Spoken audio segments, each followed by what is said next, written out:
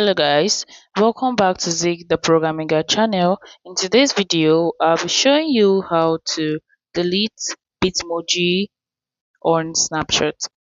For whatever reason you're trying to delete it, for whatever reason, maybe you got tired of it or you don't find it fancy anymore or anything can be the reason.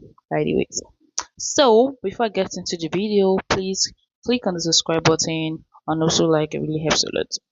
First thing you have to do is open up your Snapchat app just like this, and once it's open, you can look at the left side corner of your Snapchat and you can see your avatar right there.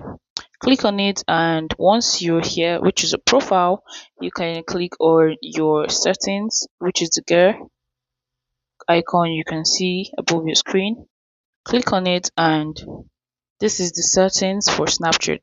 So either ways, mine and yours can't be the same. Maybe Snapchat changed your settings from mine, so I'm going to show you two ways you can do it.